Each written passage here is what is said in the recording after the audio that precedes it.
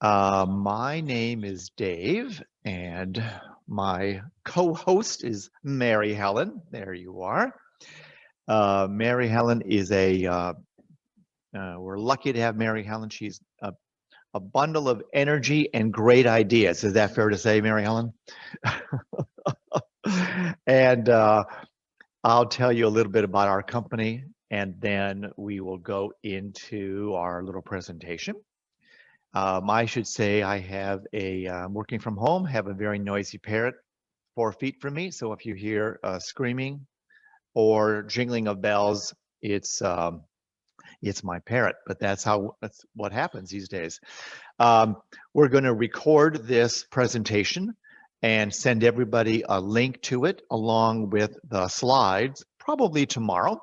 So you can pass that along to friends of yours and colleagues that might not have seen it. Just a little bit about us, and then we're going to dive into what Mary Helen has been cooking up in Naples. We've been around about 15 years ago. I started the business from our office in San Francisco. The Smithsonian and the Bruce Museum and the Scott Arboretum, who is here today, some of our first clients. And it then started to grow into lots of parks and gardens, lots of museums. And as technology kept changing and evolving and really improving, we have kept adding more and more services. We've spent an awful lot of our time working in kind of the outdoor space, but our business is just not only the outdoor space. All right, Molly. And just a few of the clients here. Atatiki, they're a really interesting venue in Florida, working with Naples, of course, Botanical Garden and national parks and Central Park and even the Cayman Island Turtle Center. All right.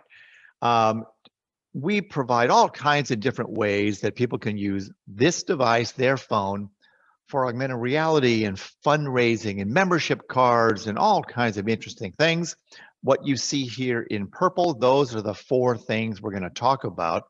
I'm going to lead it off by talking a little bit about GPS wayfinding, and then Mary Helen's going to come into the picture and talk about what she's been doing in Naples. So we are all about using a mobile phone, something that we all are carrying, something that's cloud-based, use technology that does not have to be downloaded. And I think that's probably why Mary Helen liked using these kinds of tools. And then she can go log in and see reports. All right, so I'll kick it off by just showing you a little bit about this. We're going to have everybody do a little work. If you would be so kind as to take out your phone, send a text message to 56512. In the message part, type demo space map. And we just built a little demo just to showcase what this GPS map service looks like. It's of the UNLV campus. They're not a client yet. We're just building it to showcase how colleges can use this. And you'll get back a link. You click the link and you can enable notifications, and then you'll see little push pins all over. And if you tap a push pin, you can then see what's interesting in that area. It could be where the bathrooms are, or it could be where the American sycamore tree is. So we won't spend much time on this, but if you're looking for something interesting for wayfinding, you can talk to me later about that. Mary Helen's going to be experimenting at some point, probably over the summer or fall, with this same kind of a tool. So we'll let you know how that goes. All right, so let's move ahead. Mike Jensen, Canadian short code, no Mike, but maybe Kim or Molly can send you a link by email so that you can get it. We have a few more things, Mike, where you can use your scanning a QR code, and we'll show that in a second. All right, Mary Helen, you know a lot about the Naples Botanical Garden, so tell us about yourself and tell us about the garden as kind of a frame of reference. All right, Dave. Thanks so much. Hi, everyone. I'm Mary Helen Reuter from Naples Botanical Garden. I'm the curator of education and visitor experience there. So anything, that visitors or members are going to be experiencing or engaging with at the garden, that's kind of my realm. So one thing to remember about Naples Botanical Garden is that we are very young and we are very big. So it says founded in 1993 on the screen here, but that was just when the organization itself was founded. We actually didn't build the gardens that we have today until 2009. That's actually when we opened. So we had an extensive restoration project to get our habitats back to the pristine state that they're in today. So really, just a little over 10 years old is what we're working with our organization. And we do have 170 acres right next to downtown Naples. So, very busy area. But we do have 90 of those acres set aside as kind of conserved natural areas. So it is kind of special to be able to have all of this wildlife and this native habitat right in the middle of a busy city there. And so there's a lot to educate our visitors about when you have all of this land and all of these plants. Uh, many different natural habitats encompass our garden, but then we also do have cultivated gardens as well. And it says features over 1,000 different species there. Actually features around 4,000 species, if I remember correctly. So there is so much to learn from our garden. And of course, with COVID hitting and having to pull some of our educators out of the physical garden, we wanted to be able to connect with our visitors. There's so much to learn and so much more, to experience than just walking through the garden. So we really wanted to make sure through our audio, our smartphone tours, through the text chat, we do have the GPS map up and running. We wanted to make sure that we could still connect with our visitors and make sure they're getting that extra information that they need. So that's just a little bit about our gardens and why we chose to go with Guide by Cell. Definitely, when you mentioned earlier not having to download anything, that was huge for us because we actually did experiment years ago, right when we were getting started, with a downloadable app that just did not do well because no one wanted to download anything.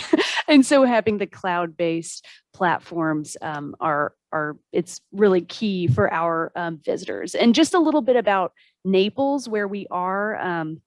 Uh, it's pretty big, around 400,000 residents, but it is very seasonal. So we have a lot of tourists coming in from, I would say, kind of November to April, May is really the tourist season here. And then from May, summer and kind of hurricane season is a little slower. But we have seen this year, of course, this year is crazy for everyone, but more and more people are visiting kind of in the off times. So just in May, I know our visitorship, kind of on average, we have around 250,000 people come through the garden, with about 50% of those, maybe a little more, being tourists, and then the other percent being either local residents or people in Florida. This year, we're seeing more of our visitors are planning on coming in the summer too. So in May, usually we have maybe 10 to 12,000 people coming through our garden. And this year we actually surpassed that. And we had, I believe it was a little over 18,000 people visiting in May. So we're only having more people wanting to get out, wanting to come into our garden, be outside, and get, just some of that relaxing experience that we have here at the garden. And just a little bit more about the garden. We do have about 10,000 active members. So that is great for us, and a lot of donors out there too. And, we are kind of a bigger garden. We do have a 10 million operating budget. So just for to learn a little bit more about who we are as a nonprofit organization. That's what we're working with. When you think about trying to engage, educate your audience, do you try to segment it into moms with kids or retired folks, or how do you go about approaching that so that you can determine what kind of technology to use? Yeah, so we're always looking at who is visiting the garden and kind of what they want to. Something that helps us is when we were doing in-person programming. Uh, Before COVID, we were, taking surveys and writing down what were people asking and who was coming. We've also had a lot of marketing research done too to see who is actually coming to the garden and visiting. We do get a lot of families, and we have programs that we create specifically for them. Not all of those programs are virtual. We do have some kind of wonder activity packs is what they're called, for our families, so they can take those and physically use them to walk around the garden. But then we also Collier County, I think the median age here is around 52 or so. So we do have, an older, skewed older demographic. And and they're coming to the garden. They're a huge part of who visits, and they love the smartphone tours is something that is extremely popular with that demographic. And the text chatting, it's hard because you can't see what age group is texting in, but it typically doesn't seem like children. So we can guess that it's mainly adults, or sometimes we hear that it's, a family. They'll say, oh, I'm here with my daughter, or I'm here with my family, and, give us some background in that way. So we kind of look at all of those different parts when we're creating our content and creating our programs. I'm not sure if that answered your question. No, but... that does. That does. Molly, let's show a few slides that Mary Helen had given us.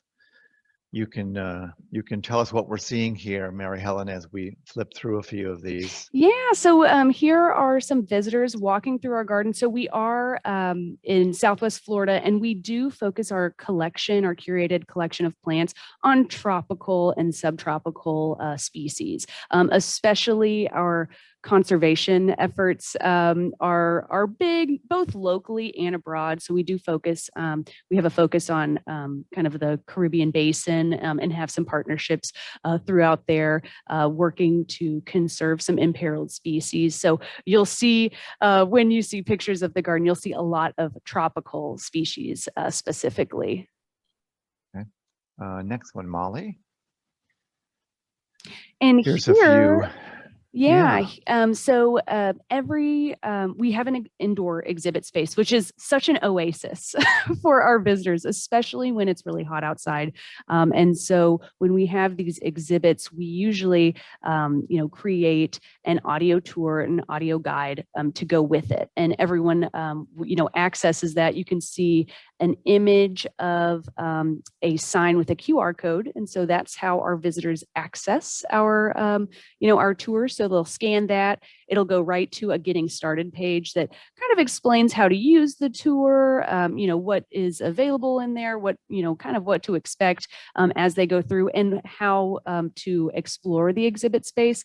And then they can go through the exhibit and listen to audio. And then usually we have everything in English and Spanish. If it is a really short turnaround and just a very temporary exhibit, like a couple weeks or so, we don't always translate, but we are working to have everything bilingual in the garden. So here you can see we had actually a local artist, Paul Arsenault, did impression paintings of our garden. So all of those are scenes from our garden, which was really special for our visitors, Really especially nice. a lot of our members too, who, could really just identify with some of those pieces.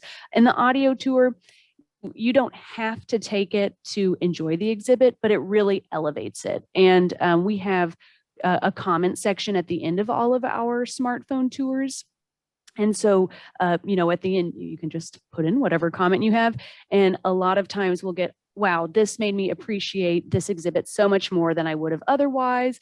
Actually, just yesterday, I received a comment that someone had come to an exhibit that was on view in April. And then they wanted to learn a little bit more about it. So they took the audio tour while they were at their house, not in the exhibit, later in June, right? So that's great that it extends the experience of the visitor, for however many months that was. So that was really cool to see that someone was still thinking about our exhibit and still thinking about us when they weren't at the garden, and they were able to access our tours because we have them all linked on our website, and still learn a little bit more about us. What's your advice for folks that are trying to decide if they want to go bilingual on their technology?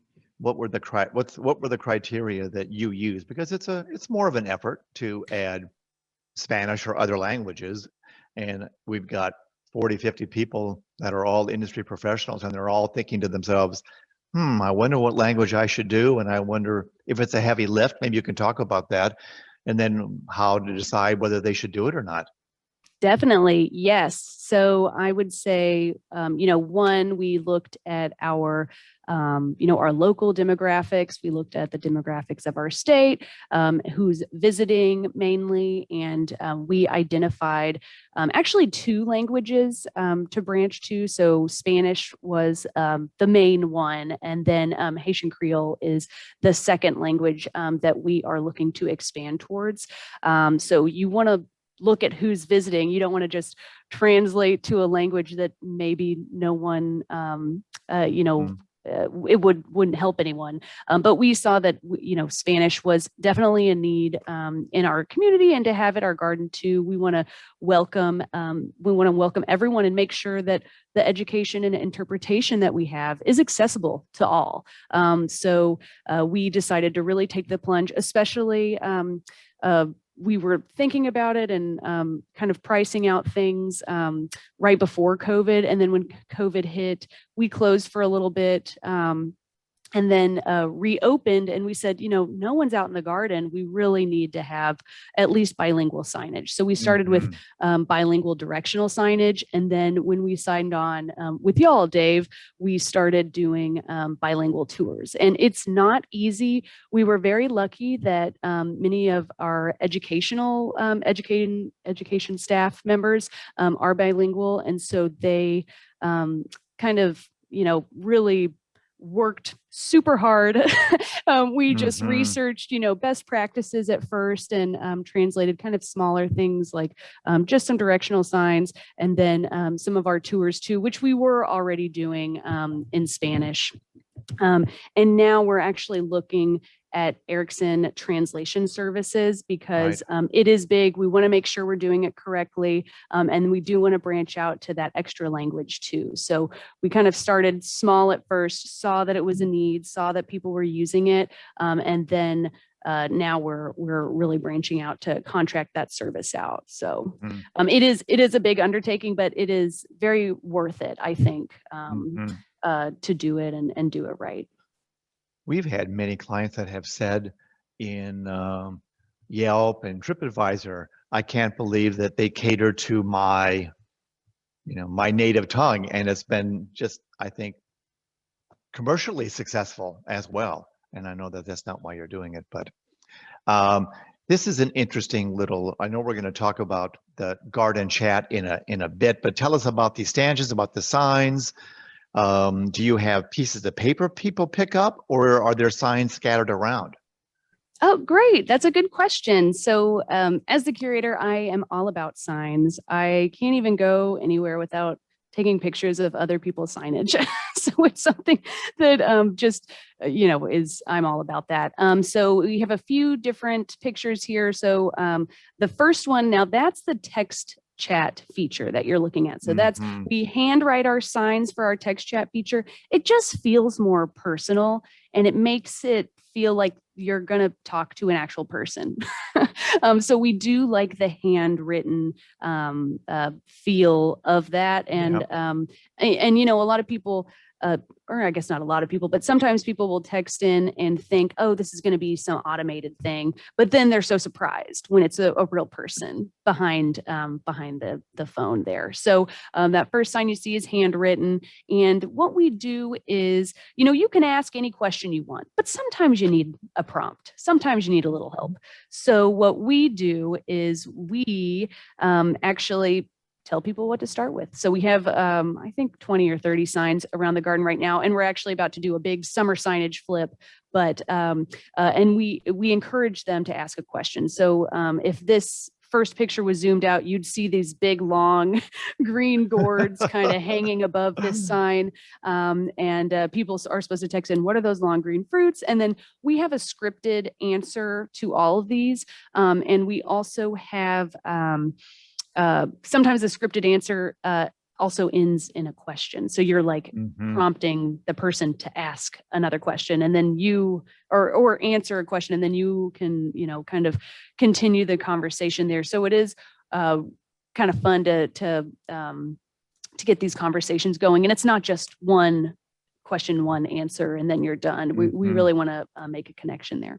And then the middle picture you're seeing is where one of our audio tours starts. So we like to have kind of an overview map.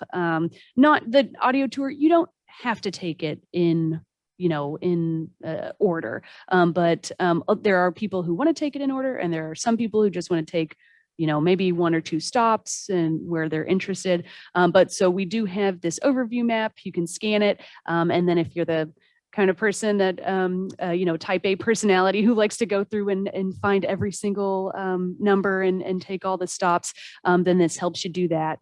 And then the last picture you'll see, she's just listening to one of the stops there. So usually what we do is, each sign has a QR code too. So you can either start it at the sign and kind of go through the tour like that and just push next stop while you're in the tour, or you can go up and whenever you want to take a stop, scan a QR code, because we are so big that sometimes, it takes a little bit to get to the next stop there.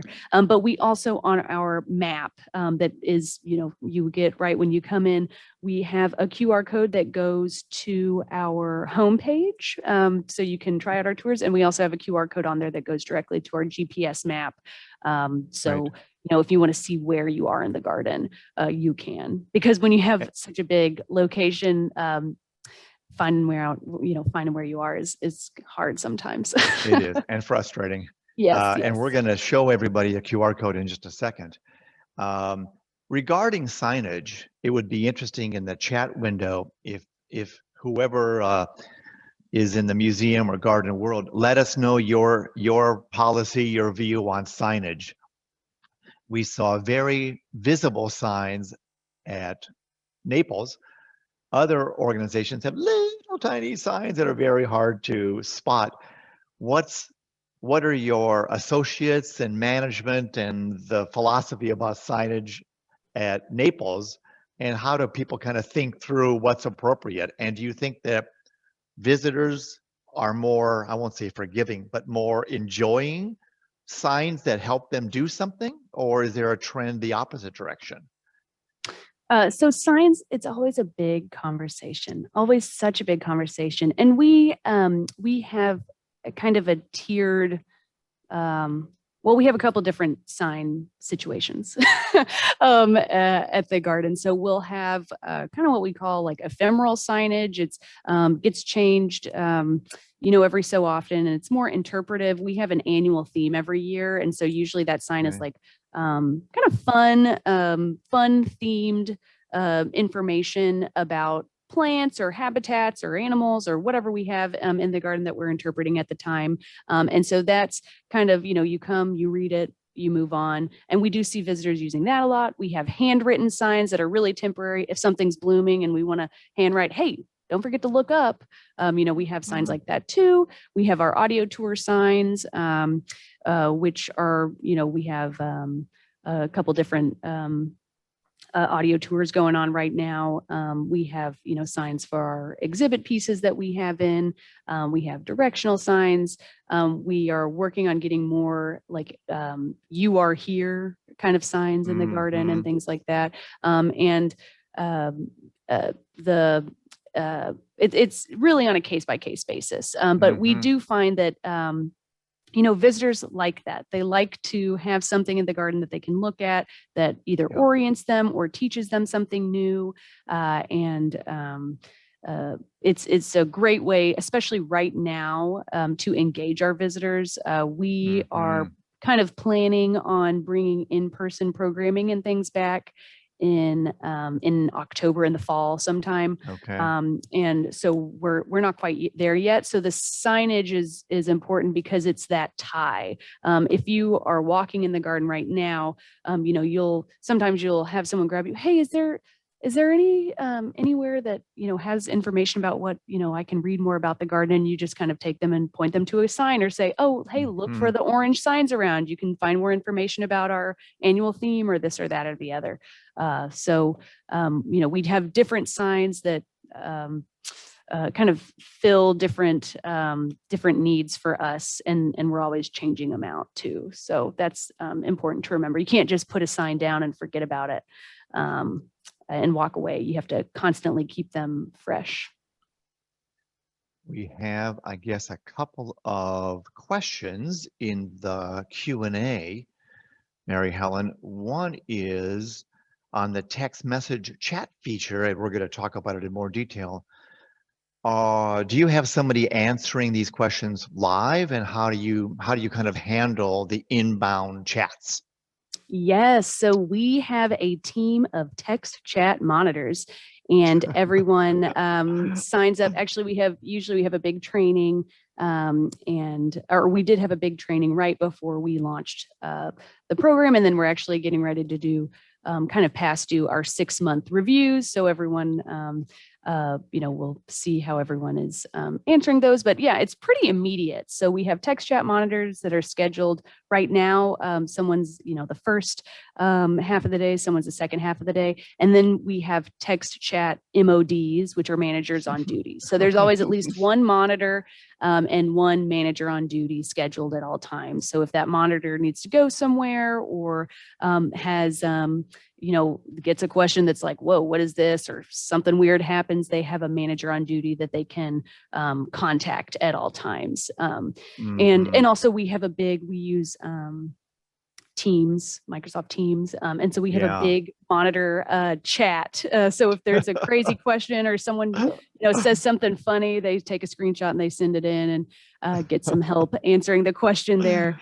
So it is usually immediate. And the text chat feature will, you can sign up for alerts. I think the quickest though is 1 minute. So you can fill in all your information, and then if someone texts in and you don't see it, you'll get an alert within a minute. And we tell our monitors that try to answer as quick as possible, at least acknowledging that you received the question and you're working on it. And we do have that a lot. I mean, with a garden as big as ours, with so many species, people will text in a picture of a plant, and you're like, whoa, I've never seen that before. And I've worked here for like 5 years. So, where is that plant? Yeah, sometimes it's like, is that at the garden? And sometimes it's not. Sometimes they're at home and they remembered that they texted us one time, and they text us a picture of the plant, and they're like, what is this? I'm in Idaho.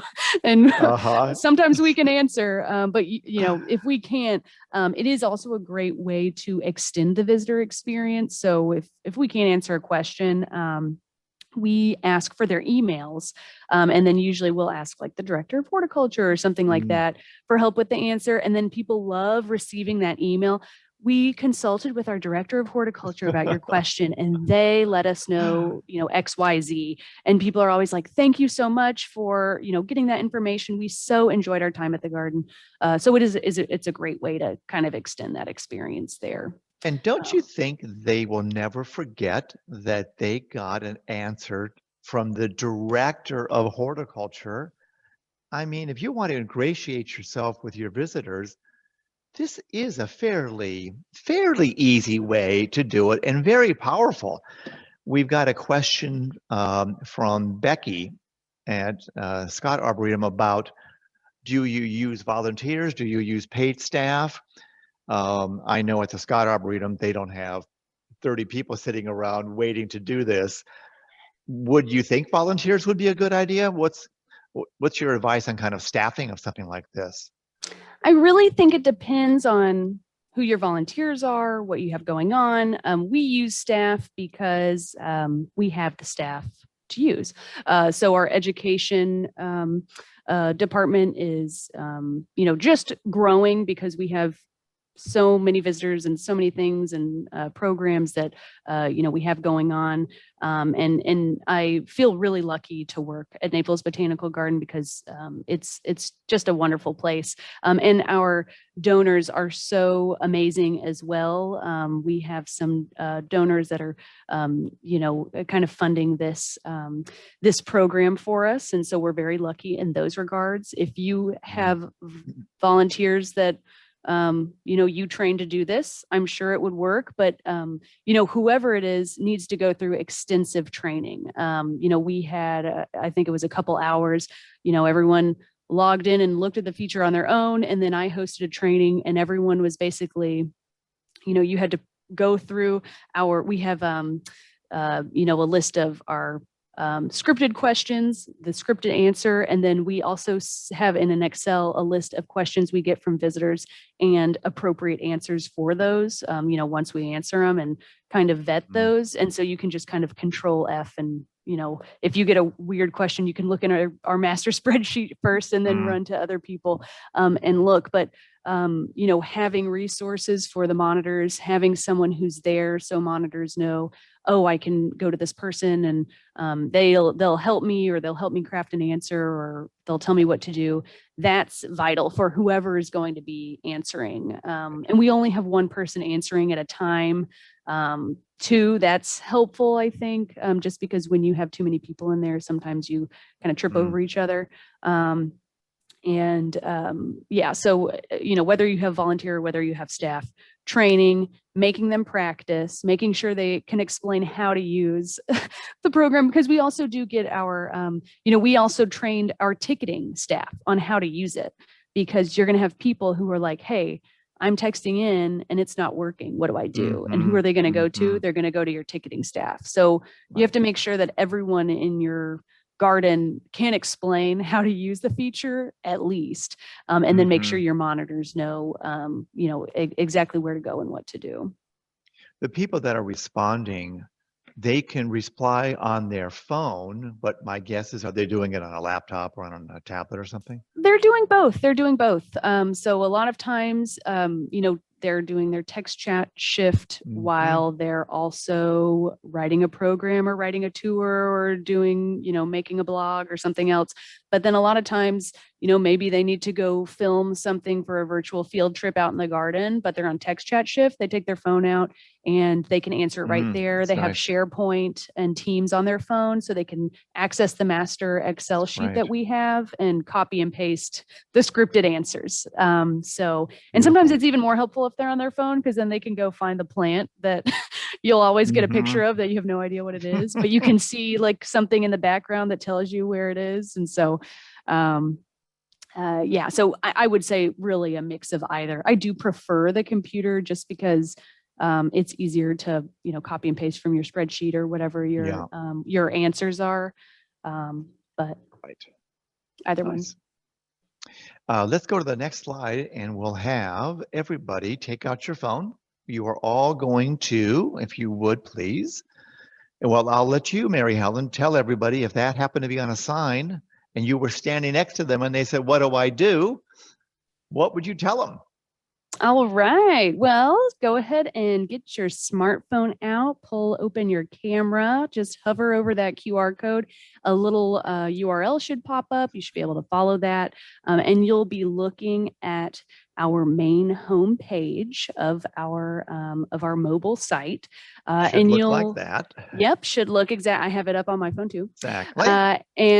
So you'll see at the very top, we have a temporary exhibit. This is our only tour right now that's not bilingual, just because it was a very short run. But that's America's Everglades. So we have an audio tour for that indoor exhibit, the little oasis I was talking about earlier. And then the middle one you'll see is our garden highlights tour. That's our tour that goes through the whole garden and really gets people, handle on who we are, what we do, things like that. And then our Steve Tobin Nature Underground tour, you'll see is right under that. And that's about all of our sculptures and everything. And then of course our GPS map at the bottom there.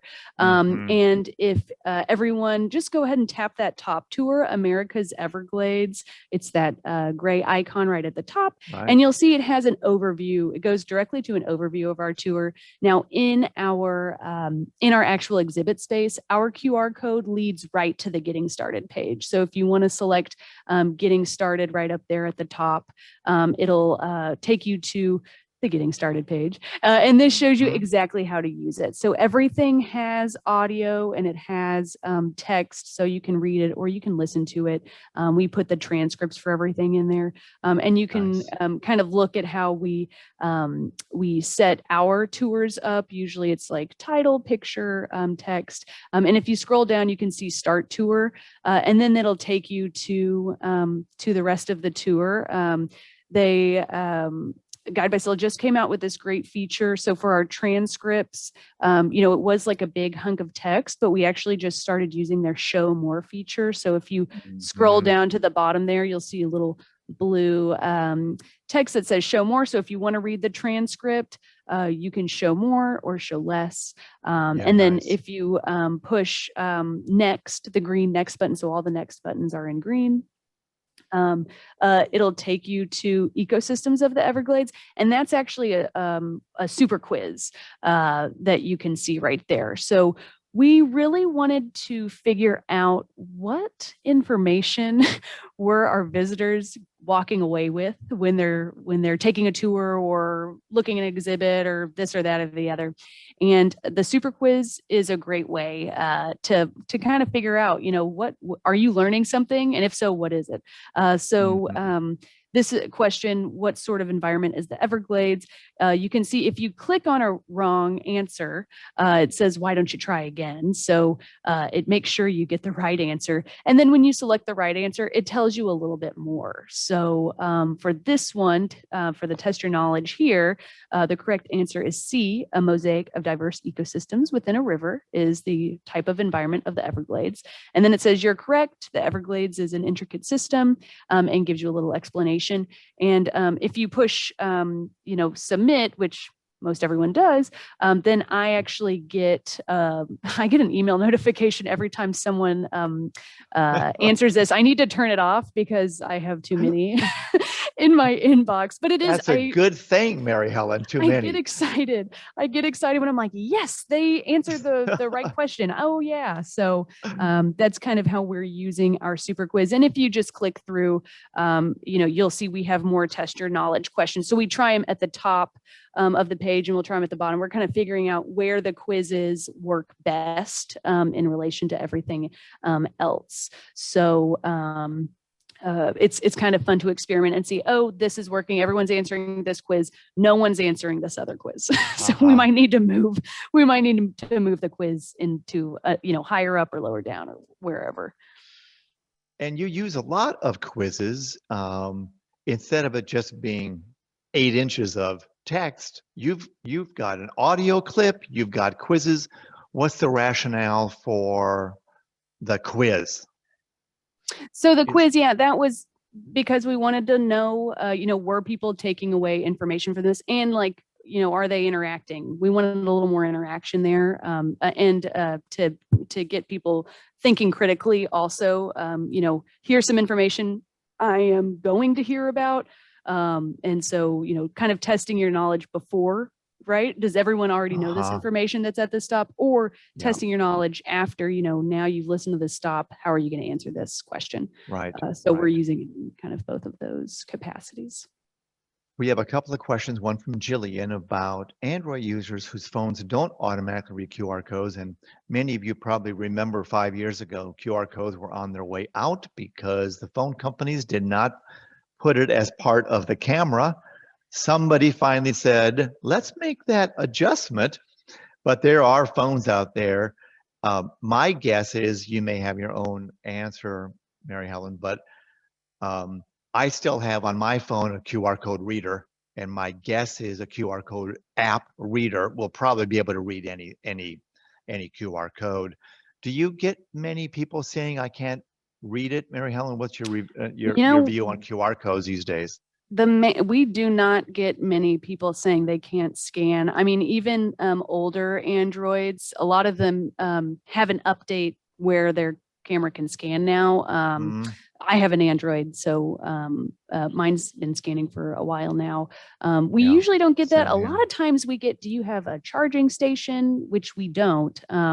So that's something to Uh-huh. look to in the future. And then also, because we're so large, Wi-Fi in the entire garden is, I mean, it's physically impossible. So, Yeah. we kind of have to, if someone has no data and has to use Wi-Fi, they may not be able to take the natural areas tour that we're creating because it's in our natural areas and there's no buildings within miles. Mm-hmm. So, that's something to think about too. Are your visitors dependent on Wi-Fi? Yeah, yeah. Question about sight impaired visitors or even hearing impaired visitors. How do you folks kind of think about how to reach out to those two audiences? Yeah, so for hearing impaired, we have the transcripts. All the transcripts are on the audio tour. So you don't, if you're hearing impaired, you can definitely read the entire Mm-hmm. the entire Great. transcript for Yeah. sure. So definitely that is taken care of there. And then for sight impaired, that's kind of a tough one. I mean, there is the audio, but if can't see to select the audio to Mm-hmm. play it, that's an issue too. I do know a lot of phones for visually impaired individuals have built-in features, that tell you where to click and this and that and the other. And so if they can navigate there and listen to the audio, it's Mm-hmm. audio. Yeah.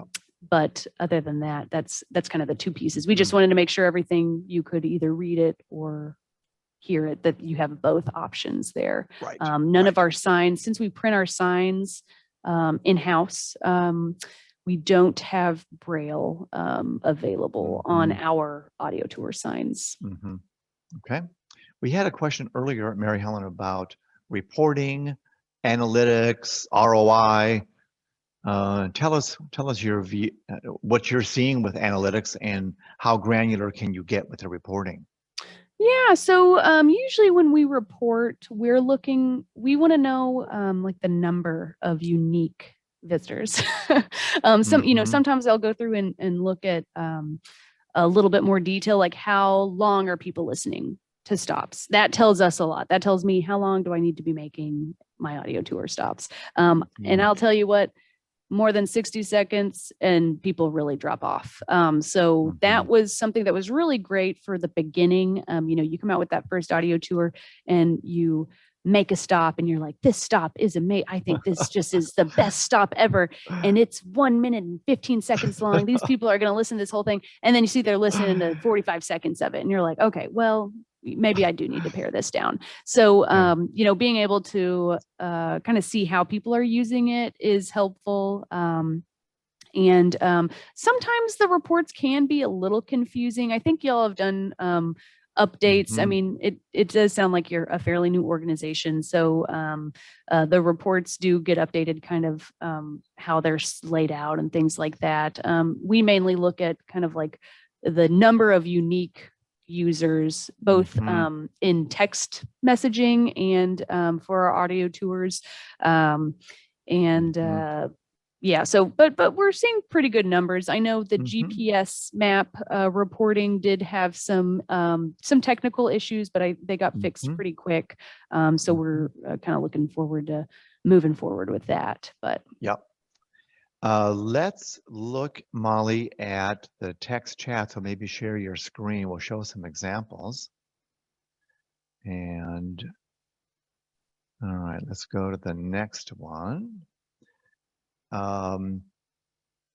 Mary Helen, maybe you can kind of read what these are saying, but they're pretty fun examples of the questions that are popping in people's minds as they're walking around the garden. yeah, definitely. So here you can see, and actually, so sometimes we change up you'll see on the very side of your screen where it says garden chat, right under welcome to Naples Botanical Garden Chat feature. Please reply with your question.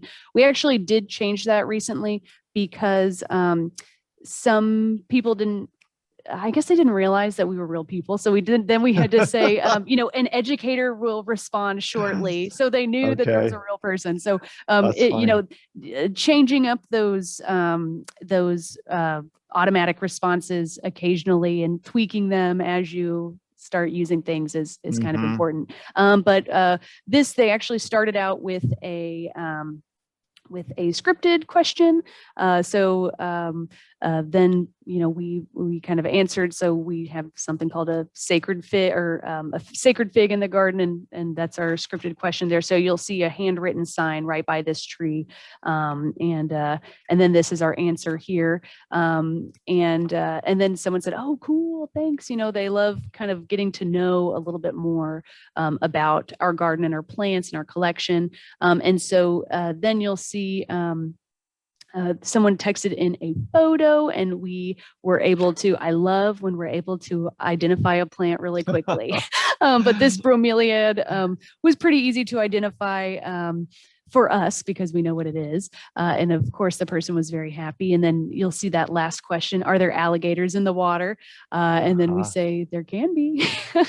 There can be, but give the alligator space. That's actually a scripted question, but all of our scripted questions came from when we were doing in-person programming, and we wrote down all the most common questions visitors were Smart. asking us. So that's what we use. We didn't just think, what are people going to ask? We actually looked at what they were asking and put them on signs. So then, people come up and, they're probably already thinking that question. Then they say, you know what? Yeah, I do want to know, are there alligators in the water? And then you can, and you'll see, so someone was asking about how often do we have monitors or whatever. So this last one, it says, thank you for texting us during our Nightlights visit. So we have a special event called Nightlights in the Garden in November and December, kind of our big holiday event for us. And we had our text chat signs out. So we had to have monitors. We had to add, I think it was like a third shift of monitors to answer those questions. So people want to know, no matter if they're in the garden in the morning, in the evening, they want to know those questions. So. And at most venues, there's no one to, at least with COVID, there's no one around to really answer those questions. And you don't want them trying to Google the answers to those questions because they'll get frustrated. Yeah, and I don't want them Googling anything about alligators in Florida. No, that's probably good. Especially if you're from Michigan. Molly, why don't you stop sharing, and then maybe Mary Helen, if she wants to just kind of take a tour of the text chat. It's just so fun to see the kinds of engagement that keeps coming out with these text chats.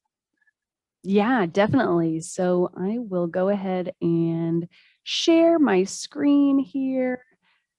So let me know if you can see this, Dave. Yep. Great. Okay, perfect. So this is our mobile web. Just before I jump to text chat, since I'm already on here, I did want to mention, so on the side here, you'll see we have lots of things in green, which means they're on. So all of these items right here are exactly what you saw on your phone if you scan that QR code. But then down here, we have a lot of things turned off. So these are actually two of our older exhibits that we had that were on, and then we turned them off. But it's kind of nice to keep them because if someone, is still thinking about that exhibit that they came to a long time ago and they have their old map or something like that, they can still access this tour. So we like to leave them for that extended engagement. And then you'll see down here, this is off. It's called nature journaling. We have a program, a nature journaling program. It's a creative aging program, but we have, they kind of have a culminating exhibit at the end of each program. And we actually interview the artists and then post their recorded interviews next to their artwork. And so during COVID, the artists couldn't be in the exhibit with their artwork. So we had their interviewed recordings.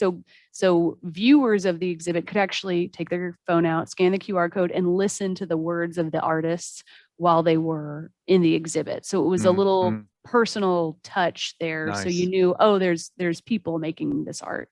But if we go to our text messaging, let's see if we have any active. No one is active right now. It is about 3 p.m. here at Naples. So we close at 2 in the summer just because rainy season. But let's see if we have. So here's a conversation that was going on. Looks like maybe at 1 o'clock or so. But very, you'll see very big conversation. Very, I love when I see a lot of exclamation points coming from our visitors. It means they're having a great time. Oh, but look, here's an example of getting an email. So if we can, if we look at this, wow, they're asking about just, oh, what do you use for fertilizer for your bamboo? We get these questions all the time. And frequency of treatment. I would love to see mine grow like that. And then we say, give me a moment to consult my resources. Nothing wrong with that. I always tell everyone, please say I don't know if you don't know. And this person, thank you. And then they talk a little bit about the bamboo, but they're not able to find, our fertilizer schedule. Maybe our horticulture team member that does that is out, so they couldn't reach them. But if you leave me your email, I can consult our horticulture staff and follow up with you once I have an answer. And then look, this person's so excited, generous, how generous of you, thanks so much. They live in Orlando. And they just want to know how to grow this. So they left their email there, and now they're having a little conversation. Amazing advice. Thank you. My pleasure. And then we're going to follow up with them via email later. So this is a great example of, someone just making your visitors feel acknowledged, making them feel like their questions are valid. Man, it looks like we got a lot of bamboo questions today. I'm just looking at this other question here. Oh, it's papyrus. So someone is wondering what this plant is. They said it looks like bamboo, but it's actually papyrus used for paper making by the ancient Egyptians. So it's always cool when you can get these pictures in of people or that people submit. Sometimes they're kind of cool pictures like this grasshopper here. It's great. So lots of great kind of conversations happening here. Do you think that this text chat applies not only to gardens, but museums or science places, or what's your feel about that? Because we have definitely a cross section of people on the call. Yeah, it's we actually view ourselves as a living museum. The only difference between a plant we have in our collection and art on the wall is that ours is growing. So we definitely think that this if you have a collection of a resource, which you do if you're a museum or a garden or a zoo or whatever, I think this feature would be helpful for you. Especially looking at this conversation, all of our collections are tagged, with different kinds of tags. And so we have one question: what's this tag? A red tag indicates threatened plants according to the IUCN Red List. And then follow this link to learn more. And if you go to this link, you'll learn more about our collection and what's endangered, what's threatened. If you're at a zoo, you probably have some animals in your collection whose habitats or whose populations are threatened. If you're at an art museum, you probably have some rare plants rare artifacts or things like that, or something that has a history or a story. So anything with a story, you can talk about. You can see this. For this question, this link that we include actually goes to one stop of our audio tour that tells people about our tags and our conservation efforts. That's great. So you can really share your story through this. Two tour questions. One is, have you found that people are putting the tour on speakerphone and it's disrupting other people's visits? We actually, I have gone through and seen some people putting it on speakerphone. A lot of times people will hold it up and listen to it like they're in a phone conversation. So it's Yeah, not right. on blasting loud Yeah. speakerphone. Um, so I haven't really seen it disrupting, I would say, and we No. haven't gotten any Okay. complaints. Not to say that maybe there's someone with Mm-hmm. really loud speakers who are playing it, but we are outside, and people have really been staying away from each other. Mm-hmm. Yeah. And none of the music and I hope my voice is not, is super disruptive on the tours. And like I said, we keep it 30 to 60 seconds long. So, that short clip plays and then you kind of move on. Yeah, Um, that's right. so it's not like Hasn't been blaring intrusive. loud radio music through, Mm-hmm. Layering. like you're on the subway listening to some irritating music or something. So A boombox. yeah. And we have a question. Who records your audio tours? You probably know that person well. Me, I do. Yes, I am the recorder. I record all of our audio tours. I have, I use GarageBand. It kind of came with my Mac, as our audio mixing, and I record everything in my home studio. And we write all of our tours in house. Mm-hmm. So that's what we use. There are so many other, so many organizations that you can go to, though, if you don't already Mm-hmm. have the content, if you don't have a space to record, if you don't have the equipment to record. We did have to buy microphones and things like that. And it took some Mm-hmm. research too to figure out, what would work for us. Our audio tours are pretty simple. I mean, I Mm-hmm. mix my voice and, a few sound effects, just depending on am I talking about something about rain or flooding or Mm-hmm. some birds? I mean, I think sourcing the extra sounds is some of the hardest parts because, if I'm talking about birds in Southwest Florida, I can't use a sound of a parrot in South America or something, so some of those things can be alleviated if you do contract out to someone Mm-hmm. else. And, we Yeah. were actually thinking about doing that. Right before COVID hit, we were looking into audio tours. And then when COVID hit, we said, how can we do this on a budget? And then, Mm-hmm. but it worked out and our visitors like it, and it's pretty good quality. So we've just been going with that, but it is a lot of work and you do need a lot of time to do it if you're going to do it yourself. So GarageBand is a great piece of software. And once a person learns it, it's very it's simple. It's pretty very powerful. simple. You Yeah. can Yeah, take out all the ums and the ahs and the sneezes, and all of a sudden you've got yourself a really nice tour. definitely. So, well, we are at the top of the hour. These webinars normally go 20 or 30 minutes, but Mary Helen, you've got so much great info to share. Oh, great. Here are emails and phone numbers for me. If any of you folks want your own demo or just to discuss mobile services, feel free to call me. Mary Helen has graciously put her phone number there and her email as well. And you can tell she has studied this a lot. She is a student of education, and we're just lucky that she has come up with such a great tour, and the text chat service I think is just amazing. So Thank thank you, you. Mary Helen. Well, thank you Great. for having the platform for me to use. You're welcome. And thanks everybody. And thanks, Brian. Thank you, everybody. We'll send you all an email tomorrow. If any of you want more information, we'll stick around. You can put it in the chat window, put your email there, and we'll send you something specific. But it's been great having Mary Helen and all of the rest of you on the call today. And thanks so much and have a great Wednesday. Bye, everybody.